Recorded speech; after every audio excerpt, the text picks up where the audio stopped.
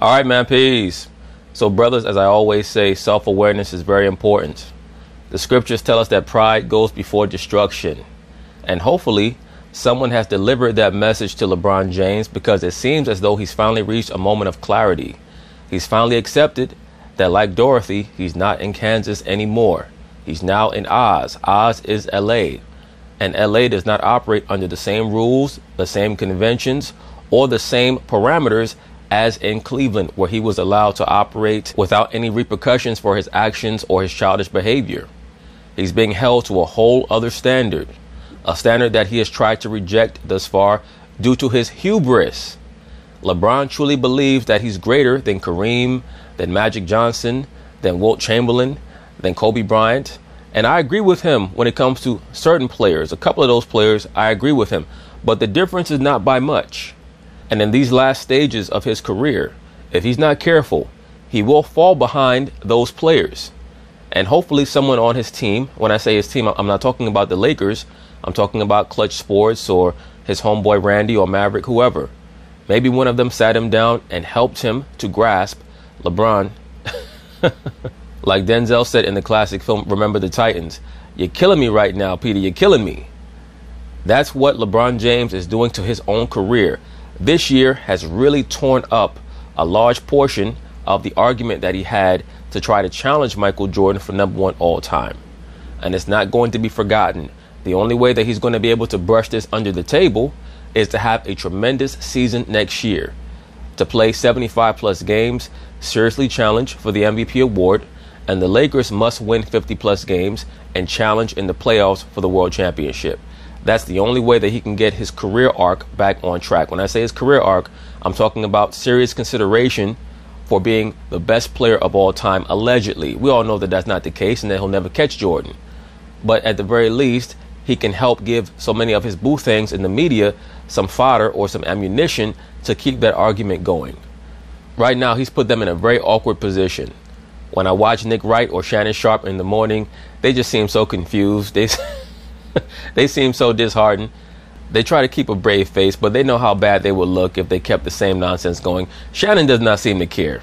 Shannon's all in on the LeBron James experience, but even Nick Wright, to a degree, has lessened a lot of the bullshit rhetoric. Well, LeBron James has made a declaration, a promise to the LA Laker fans that he's going to be much better for them next year, which is good. That means that he understands that this year he was not good. All he did was stat pad. So anyway, they're going to talk about it. I'm going to chime in. SportsCenter right now, I'm Antonieta Collins. LeBron James, who's turning 35 this year, showing no signs of slowing down. Last night in the Lakers win over the Kings, LeBron notched his 8th triple-double of the season, 81st of his career. In 35 minutes of playing time, LeBron put up 29 points, 11 rebounds, and 11 assists. The Lakers may not be going to the playoffs this season, but LeBron explained the respect he has for the game, saying if he's healthy, he's playing hard. The reason why LeBron came out and said this is because Kobe Bryant basically let him understand, we don't do that shit here in LA. You're not going to sit out the last 10 games after you've underwhelmed all season and you already sat out 18 games with the injury. Your ass is going to play these last 10 games, and unless you get hurt or the Lakers get officially eliminated and there's some type of injury scare or the potential for you to re-aggravate the alleged groin injury that you have or the sports hernia, whatever it is, that's the only way that your ass is going to sit down. Other than that, you're going to play. Kobe Bryant helped him understand that. Once again, there's a different code of conduct with the Lakers, and it's taken LeBron James a year of adjustment to become accustomed to that.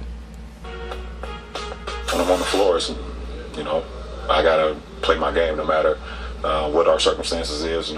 Well, we know that already. Your game is stat padding, so that's the game that you're going to play.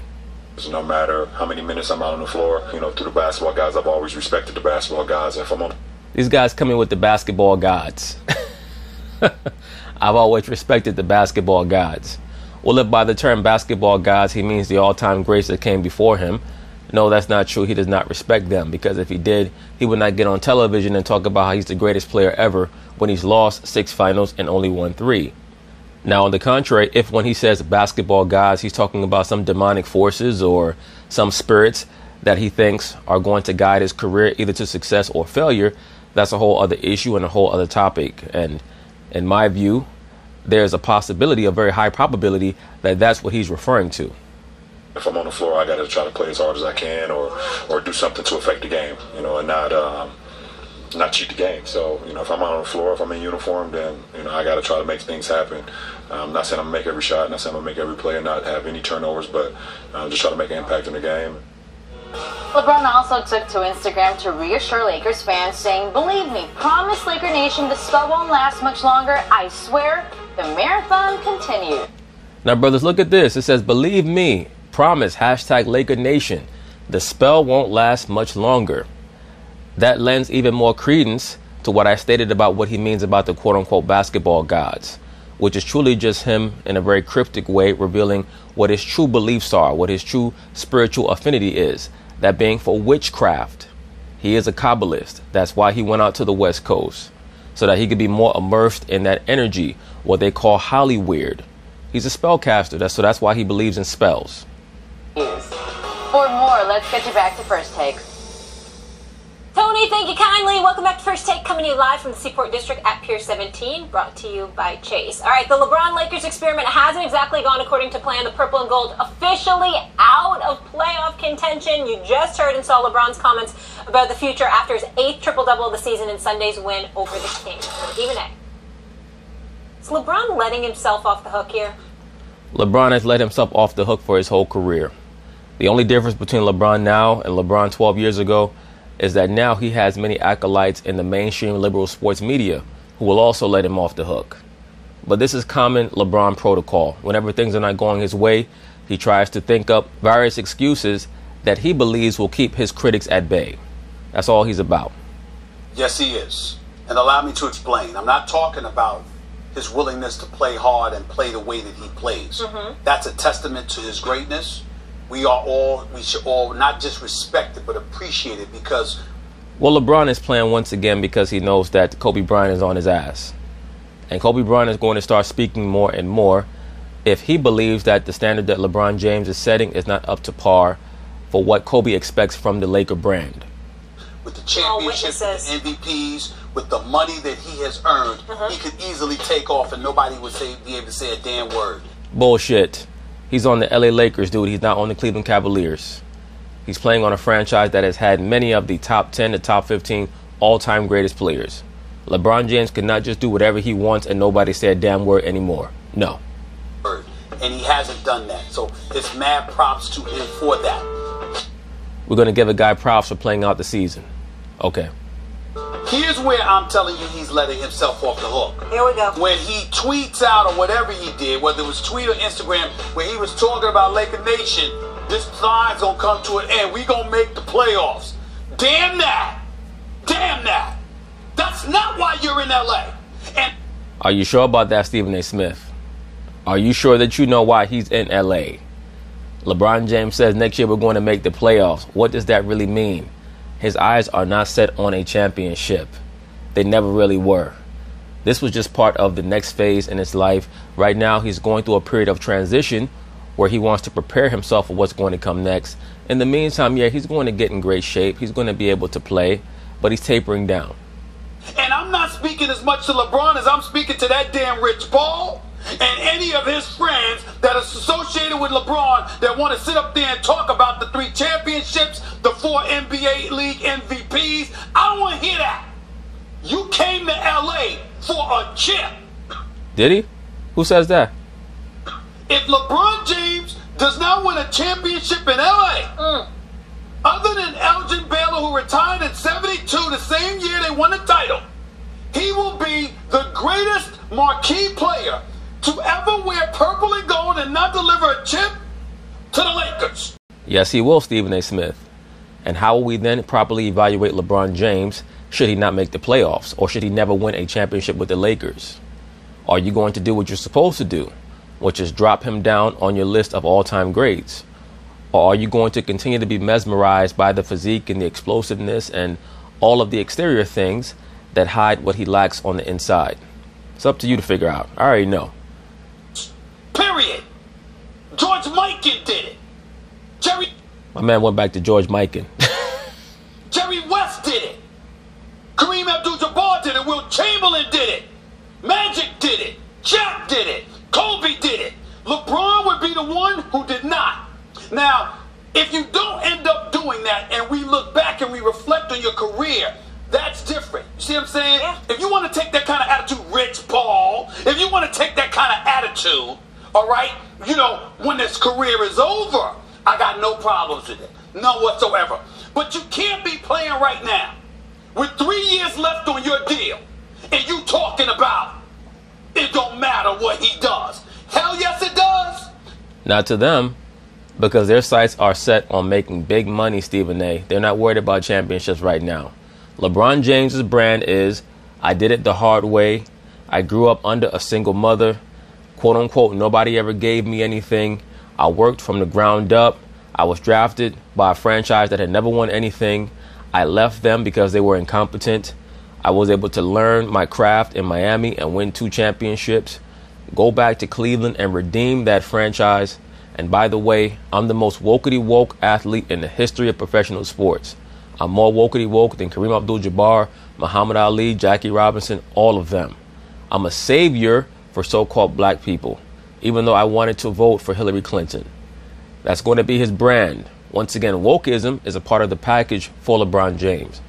That's why he's trying to take the attention off of the championships and the basketball aspect and move it over more towards the wokety woke pro-blackety black shit. To Laker Nation, it does. It matters to them.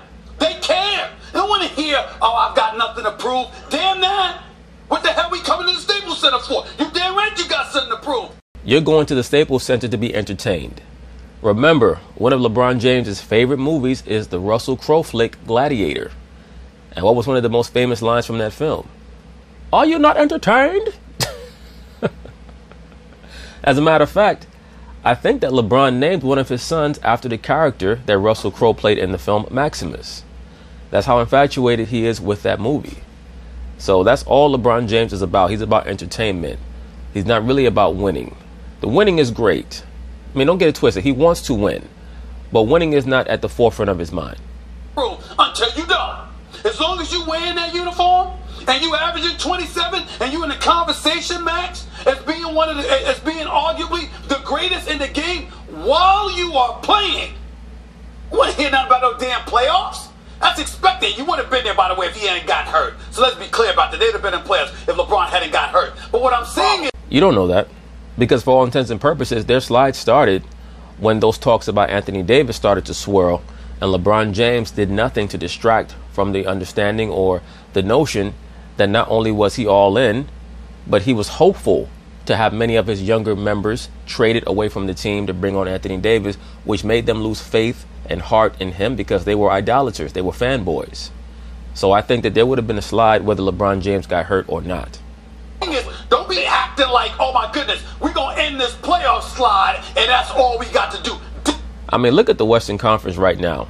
The 8th seed is the OKC Thunder, and they're 12 games over 500. Do we know for a fact that the Lakers will be 12 games over 500 had LeBron James not gotten hurt? Damn that! Well, a couple things. Is what this is about. First of all, Elgin Baylor was not considered, as great as Elgin Baylor is, if you want to take one of the top 15 or 17 players ever, top 20, Elgin Baylor is there, no question. But well, probably top 20. Top 15, I'm not quite sure about that, but top 20 definitely. But he spent his whole career with the Lakers, so, you know, LeBron's getting there toward the end. So while LeBron is greater, he hasn't spent his entire career there. LeBron would clearly be the greatest player to never win a championship with the Lakers were that to come to pass. Also, I'm not sure that the Lakers make the playoffs. I said I thought they would. They were 4th in the West. But I'm not sure they make the playoffs, even if LeBron doesn't get hurt. Agreed. Because... the Western Conference, quiet has kept the Western Conference this year as much inroads as the East has made. Do you realize the 8th seed in the West could easily, like the Spurs or someone like that, could easily have 48 wins? Absolutely. That's the point that I just made, Max Kellerman. Right now, the West is not as top-heavy as it used to be. But there are many more good teams in the West. You even have teams like Minnesota and Sacramento who are very competitive. Dallas has started to flounder, but they can steal a win from a team here and there in the Western Conference. Western Conference is very deep. Usually 48 wins, you are squarely in the playoff picture. 48 wins may get you the 8th seed this year. So I don't know if the Lakers would have won 48, 49 games this year. It would have been interesting. I'll say this. What's really interesting is that prior to this season, you claimed that LeBron James is light years ahead of every other player in the NBA. And now you're finally correctly asserting that you're not sure if he could have led that team to 48 wins. What is that really saying about LeBron James? And I'm not saying that LeBron James was not the best player in the NBA coming into this season. But what I've always said is this notion from Max Kellerman, or this sentiment that LeBron James is light years ahead of everybody else, is pure nonsense. LeBron, you have to walk before you can crawl. LeBron didn't make the playoffs in the first year. Okay? Look, they're trying to figure out what they have on the team, what's going to work. It's a bunch of one-year contracts for veterans so they don't dig themselves salary cap problems. They have young guys who are still, as you would say, Stephen A., on the come-up. They got to figure out who they want to keep, who they want to trade. Obviously, if someone like Anthony Davis is available, you trade everyone. No one's off limits. But if there's someone like Mike Conley or someone like that available this offseason, who in that core group do you want to keep, who you want to trade? Mike Conley would be a great pickup for anybody. When the Toronto Raptors were trying to get him, if they would have been able to bring both Conley and Gasol to their squad, I probably would have made them the favorites to win the NBA championship, because Mike Conley is an extraordinary player. He's a bubble player. When I say bubble, I mean he's right under that great level of player. He always stays in control. He makes huge shots. He plays great defense.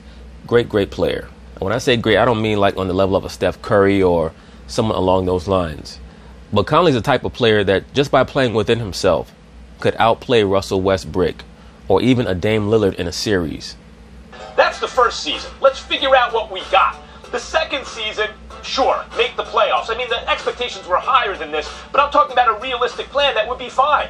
The third season, you got to make the playoffs and win a couple series, right? You got to get there. The point is, he has a 4-year deal with the Lakers. At the end of these 4 years, the expectation by Lakers fans is justifiably that he deliver them a championship. They have the highest standards of any fans in basketball. As they should.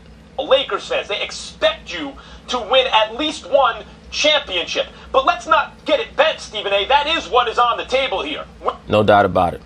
Winning a championship. This is only year 1 of year 4. But that's what's on the table for the fans. That's not what's on the table for LeBron James. And I think that a lot of Laker fans are starting to figure that out. I believe that Kobe Bryant is starting to sniff that out. I think that Kobe sniffed it out from the very start. But Kobe knew that he could not run his mouth about this situation until what he suspected actually manifested. As I've already stated, what we're going to see is Kobe start to sequentially make more and more statements about LeBron James in regards to his poor leadership and his lack of verve, which is something that Kobe has always had in abundance. The problem with Kobe is that Kobe needs to have a moderator. He needs to have a handler there to make sure that he can reel Kobe in, because Kobe's such an attack dog that if you don't have a coach like that, Kobe's literally going to attack and devour all of his teammates. 4. Well, now, yeah, go ahead. All I'm saying, Max, is because see, the real subject is about the comment. Where I was going in terms of saying, I'm like, don't talk to Laker Nation like, oh my goodness, we just need to get back to the playoffs. No, dog. No, that's not why they're looking at you, LeBron. Well, Stephen A. Smith, we have to understand something. LeBron James is starting to compare himself to Kobe Bryant at the same age. So LeBron's attitude is, Kobe Bryant could not get you to the playoffs at 35, 36, 37. So you have to judge me and evaluate me compared to him. I promise you that is what LeBron James is thinking in his mind. Because LeBron understands the silent war that is being waged between himself and Kobe that has not bubbled above the surface yet. Right now, LeBron expects himself to be able to take the Lakers to the playoffs next season. After that, hopefully they can challenge for a championship in his 3rd and 4th years. But what LeBron is pointing at next season is we're going to make the playoffs for the first time since 2013, which is the last time that Kobe was healthy. I was not healthy this season. Give me a year of full health and I'll get you to the playoffs. After that, hopefully we'll be able to sign some free agents, or if we sign a big free agent in this offseason, give us a year to get our chemistry together, and by year 3 and 4, we're going to challenge for a championship. That's the timeline that LeBron is trying to lay out for the Laker fans. You're synonymous with championship contention, not making the playoffs. Don't give some quote about making the playoffs. Nobody care about that. His attitude is that the Laker fans should care because they have not seen the playoffs since 2013. Expect that from you. Right, it's the other stuff. for it. Yeah. You have to take an assessment, make an assessment of where you are. When you don't make the playoffs, then next year it's not like we're going to win a championship. They haven't picked up any free agents. They haven't made any blockbuster trades. And when you look at the young group that they have, Lonzo got hurt. We're going to see what happens with that. Kyle Kuzma working on his all-around game. The real issue now is Brand. I'm not quite sure how good Kyle Kuzma is going to be. I told you, brothers, this last season, there are players who come into the league, and not just in basketball, but in all sports, and they might have what is deemed to be a very good rookie year. They average 17, 18 points a game. Everybody says, oh, watch out for this person. They're going to be a 10-time All-Star. You don't know that. They might spend their whole career being the same player. And I've seen very little growth in Kyle Kuzma from last season. I mean, he's gotten a little bit stronger. I'll give him that.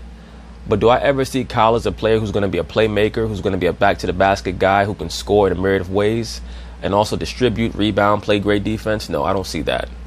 And that, to me, is what a transcendent player can do. I think that Kyle can be a weapon. The problem with Kyle is that he has a very inconsistent long-range jump shot.